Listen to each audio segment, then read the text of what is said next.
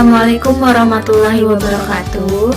Halo teman-teman, selamat datang di channel YouTube kami, Dinda Kiki Channel.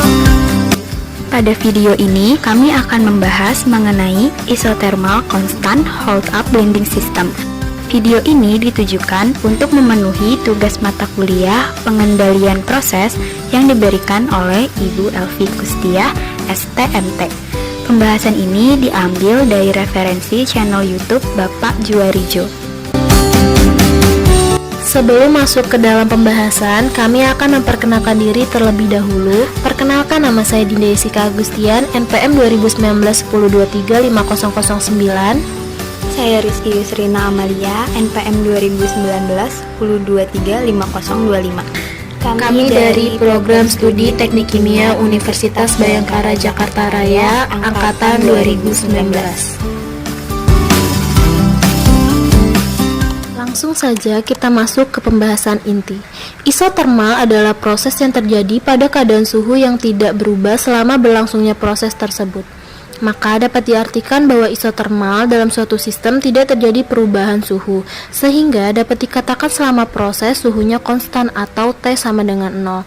Karena suhu tersebut konstan, maka dalam sistem tidak terjadi perubahan energi, sehingga delta U sama dengan 0. Proses merupakan suatu peristiwa di mana bahan mengalami perubahan fisik atau kimia ataupun keduanya. Perubahan fisik itu seperti pengeringan, pemisahan, dan pencampuran. Itu berarti di dalam perubahan fisik tidak ada reaksi kimia yang terjadi. Sedangkan perubahan kimia yaitu perubahan yang melalui reaksi-reaksi kimia. Selanjutnya adalah klasifikasi proses berdasarkan kejadian. Dibagi menjadi 3, yaitu batch, continue, dan semi-batch. Batch adalah pemasukan reaktan dan pengeluaran hasil dilakukan sedalam selang waktu tertentu atau tidak terus-menerus. Continue adalah pemasukan bahan dan pengeluaran produk dilakukan secara terus-menerus atau berkesinambungan dengan laju tertentu. Semi-batch adalah proses yang berlangsung tidak secara batch dan tidak secara continue. Klasifikasi selanjutnya yaitu berdasarkan keadaan. Dibagi menjadi 2, steady state dan unsteady state. Steady state yaitu semua aliran di dalam sistem mempunyai laju, komposisi, massa, dan suhu yang tetap atau tidak berubah terhadap waktu, sehingga pada keadaan ini jumlah akumulasi di dalam sistem tetap. Yang kedua yaitu unsteady state, yaitu terjadi perubahan dalam sistem terhadap waktu, baik berupa perubahan laju, komposisi, massa, maupun suhu. Akumulasi terjadi di dalam sistem, sehingga akumulasi massa harus diperhitungkan. Kami akan membahas proses yang disebut proses pencampuran atau blending system. Lalu, kita akan membuat model dinamis dari proses blending system tersebut dengan menggunakan neraca massa. Pertama-tama, mari kita bayangkan ada suatu tangki yang memiliki 3 aliran atau stream. 2 aliran masuk dan 1 aliran keluar. 3 aliran atau stream tersebut memiliki laju alir massa komponen A atau yang dilambangkan dengan W, dan fraksi massa komponen A atau yang dilambangkan dengan X pada masing-masing aliran tersebut. Pada stream 1 atau aliran masuk 1, terdapat W1 dan X1. Pada stream 2 atau aliran masuk 2, terdapat W2 dan X2. Serta pada aliran keluar atau aliran 3, terdapat W dan X. Di dalam tangki terdapat volume atau V cairan dengan ketinggian liquid yang dilambangkan dengan H. Karena pada tangki terjadi pencampuran, maka dibutuhkan pengaduk atau stirrer. Di dalam tangki hanya terjadi pencampuran, oleh karena itu tidak terjadi perubahan fasa, sehingga jumlahnya tidak berubah dan dapat dikatakan kerapatannya atau ρ tidak dipengaruhi waktu proses, sehingga ρ-nya konstan. Di sini kita akan mengontrol keluaran fraksi massa A terhadap waktu atau dx per dt dengan persamaan neraca massa. Proses ini diasumsikan unsteady state, sehingga dalam proses sistem akumulasi diperhitungkan atau tidak dianggap sama dengan 0. Pertama, kita akan menghitung neraca massa overall, yaitu akumulasi sama dengan massa masuk dikurang massa keluar. Di masing-masing aliran terdapat W atau laju alir massa yang memiliki satuan massa, sehingga W-nya tidak usah diubah. Akumulasi sama dengan aliran yang masuk dikurang aliran yang keluar. Aliran yang masuk terdapat dua stream, yaitu dapat kita lihat pada gambar. Ada aliran 1 dan ada aliran 2. Sedangkan aliran keluar hanya satu aliran, yaitu pada aliran 3. Setelah kita punya persamaan neraca massa berdasarkan nomor aliran, maka dapat dijabarkan satu per satu.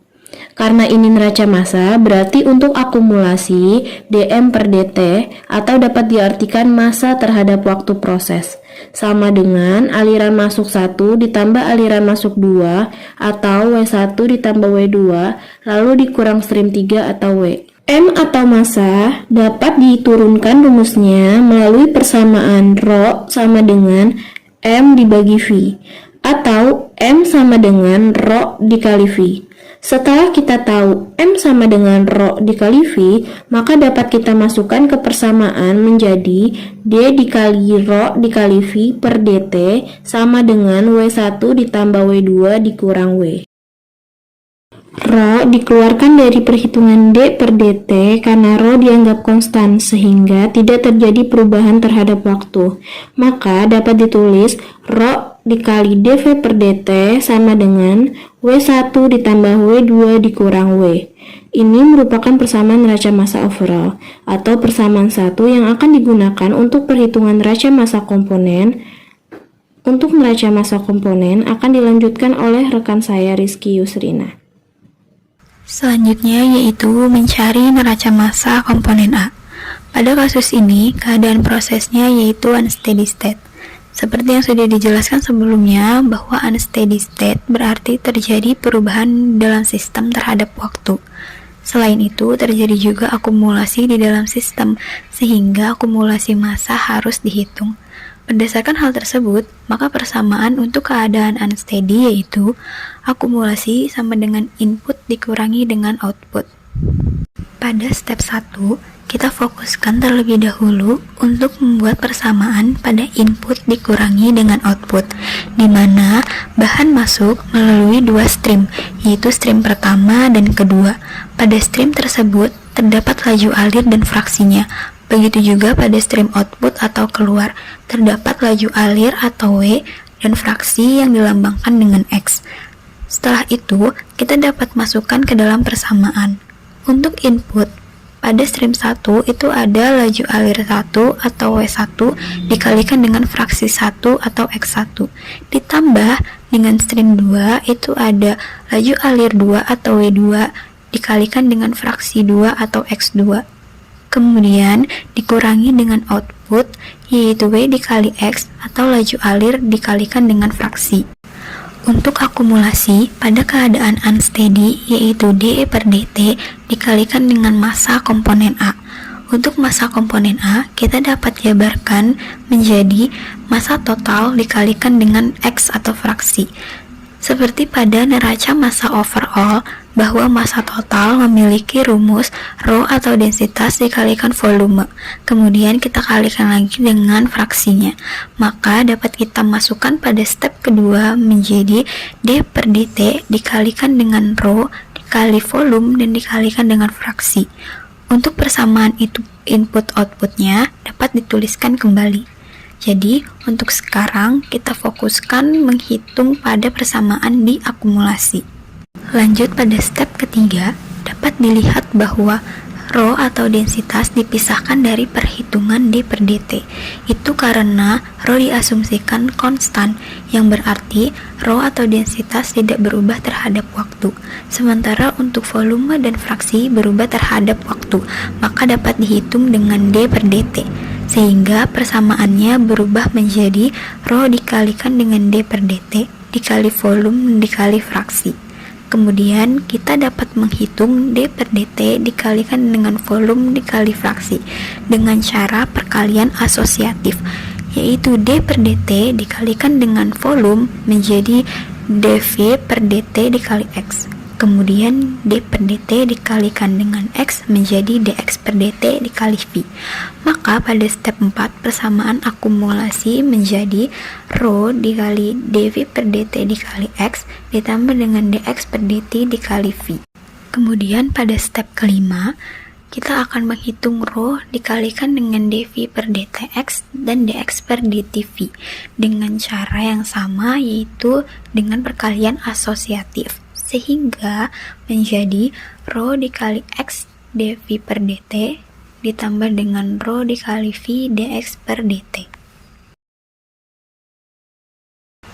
Setelah itu, karena kita akan mencari nilai dx per dt, maka persamaan dv per dt kita pindah ruas ke ruas kanan, sehingga nilainya menjadi minus. Pada step ke-7, kita akan ubah bentuk penulisan dari dv per dt menjadi x atau fraksi dikalikan dengan rho dv per dt. Pada perhitungan neraca massa overall, kita sudah dapatkan nilai rho dv per dt, yaitu W1 ditambah W2 input dikurangi W output, sehingga dapat kita substitusi ke dalam step ke-8. Maka persamaannya menjadi X dikalikan dengan W1 ditambah W2 dikurangi dengan W. Selanjutnya, kita akan hitung nilai X dikalikan dengan W1 ditambah W2 dikurangi W dengan cara asosiatif. Maka menjadi W1 dikali X ditambah W2 dikali X dikurangi dengan W dikali X. Kemudian, nilai W dikali X ini bisa kita coret, karena jika dihitung hasilnya sama dengan 0. Maka persamaannya menjadi rho dikali V dx per dt sama dengan W1 dikali X1 ditambah W2 dikali X2 dikurangi W1 dikali X ditambah W2 dikali X. Pada step ke-11, bisa kita sederhanakan persamaannya menjadi rho dikali V dx per dt sama dengan W1 dikali X1 dikurangi X ditambah W2 X2 dikurangi X. Maka, kita mendapatkan nilai dx per dt, yaitu 1 per rho dikali V. Ini didapatkan dari hasil pindah ruas ke ruas kanan, sehingga menjadi pembagian, lalu dikalikan dengan W1 dikali X1 dikurangi X, ditambah W2 dikali X2 dikurangi X. Kita sudah mendapatkan nilai dv per dt pada perhitungan neraca massa overall dan mendapatkan nilai dx per dt pada perhitungan neraca massa komponen.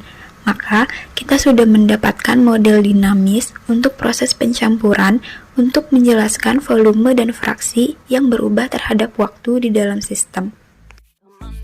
Sekian video dari kami. Kurang lebihnya mohon maaf. Semoga video kita dapat bermanfaat untuk teman-teman semua. Wassalamualaikum warahmatullahi wabarakatuh. See you next time. Bodies intertwined. You don't need to fall to the call, 'cause they said so. You don't need to fall.